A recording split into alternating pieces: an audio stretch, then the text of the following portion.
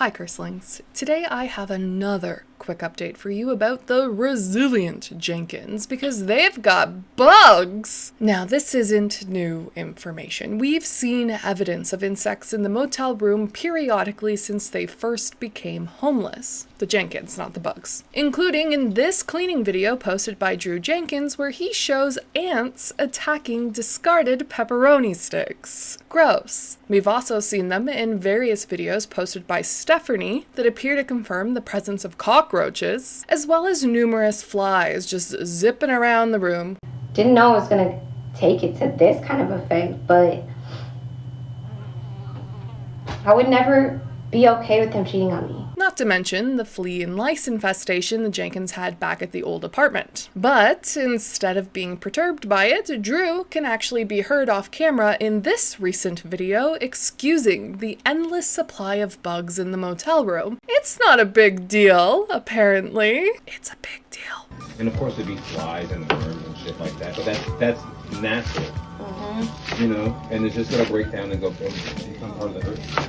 Now, as a homeowner, I can confidently say that the insect problems the Jenkins are dealing with is not normal. Cockroaches, sugar ants, flies and maggots, fleas, and lice are not normal. Specifically, when they become long-lasting infestations, as is often the case with the Jenkins. That said, I'm also not going to sit here and pretend like I haven't dealt with pests at some point in my life. My house has bugs. All houses have bugs. I'm talking about the standard pests you might occasionally spy in your basement or your bathroom, like pill beetles and silverfish, arachnids, which I am aware are not actually insects, daddy longlegs, or even fruit flies from time to time. You know, normal stuff. So, pests happen, yes. But this ain't that, in my opinion at least. All of this is from filth. Stephanie also confirmed that the kids have resumed school, which means that the homeschooling fears have been abated, at least for now. This angle is a tad awful, but got some of my kids' homeschool books in the mail. That one, no, I'll open them here. Likely because child services are breathing down their necks. A lot of the times, these allegations and these things that these caseworkers show up to our door with, which is what they are, allegations, I will tell them, you can't just keep coming to our door based on allegations you're getting from people on social media.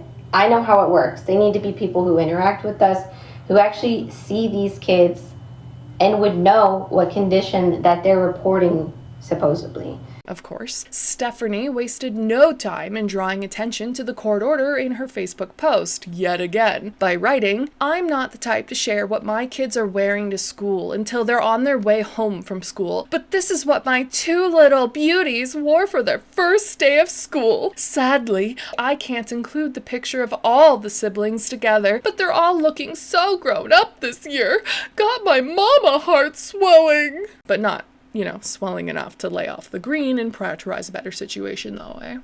Yeah. Now, I will say that A and B look super cute in these photos, which I've obviously blurred, but I can confirm that they are indeed cutie patooties. That said, there have been some concerns that have been raised about their well-being. As I'm sure many of you have heard by now, there have been rumors circulating that B appears to have experienced some hair loss, which based on this one screenshot would appear to be the case. However, after some investigation by myself, my mods, and the mods over on Reddit, we couldn't find any other examples to confirm it. Now it is, of course, possible that Stephanie is styling the hair in a way that would hide it, but I'm not quite convinced that that's the case yet. So for now, we need to categorize this as speculation only. Perhaps as a trick of the light, since she has light-colored hair, we don't know. I also know that this speculation is coming from a place of concern and well-meaning intentions. So hopefully, child services and teachers are aware of it and are keeping an eye out, as hair loss could point to emotional problems or worse, malnutrition. Which brings me to the other concern, a long-standing concern, in fact, about whether the Jenkins kids are getting enough to eat or not. And based on Stephanie's own cooking videos, the ones that she posts herself,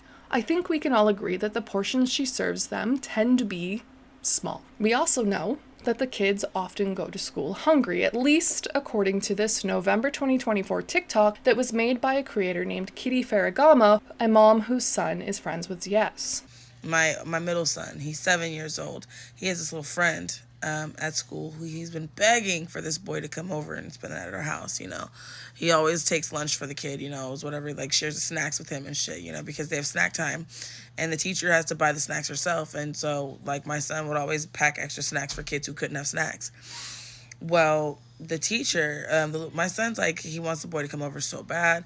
And I'm like, okay, well, we'll think about it. You need to clean your room, because, you're not cleaning your room. I'm not going to have people over at our house if you don't want to clean your room. You want to push stuff under the bed all the time. So, I'm just like making the normal, things. Never in a million years would I be sitting here on TikTok watching fucking TikTok and my son leans over and says, that's my friend that I want to come over and spend the night. And it's motherfucking Resilient Jenkins' son. It's fucking sad. And the one thing that my son asked me to, why does he have scars all over his legs? And then I read on here, I'm doing a little bit more deep dive. I learned that there's lice and fleas over there. Are you kidding me? Heck, Stephanie even made light of it in this 2024 TikTok, where she framed feeding her hungry children snacks as a chore. I feel good. I feel great. I feel... My kiddos are going to be here any minute now, and this angle makes me look like I'm so tired. Bro, I'm like more awake than I have been in weeks. Anyways, my kids are going to be here any minute, like seriously any second. Speedo. And I want to make them some little snack before they get here. So they've been asking me for these damn things every time we go to the store. I gave in. I also got them some apples. I already washed the apples. And I gotta put the baby down because I'm gonna use a knife.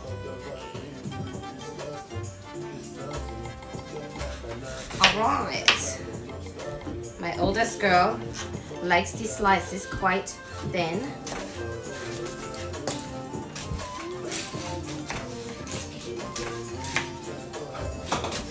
They're gonna be shocked. I'm just playing. I actually make them snack quite a bit before they come home from school.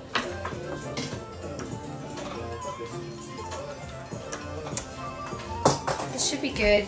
Might do some like cheese or something with it. You cannot convince me that after-school snacks are a regular occurrence in that household. Then there's this part about the kids coming home with extra snacks. They usually always have stuff they bring home from school too. I don't know what they do, and I don't think they have enough time to eat it or something at school, but they're always coming home with like a bunch of snacks in their backpacks. Just kidding, I didn't do cheese. I did carrots and ranch. I'll show you. Good.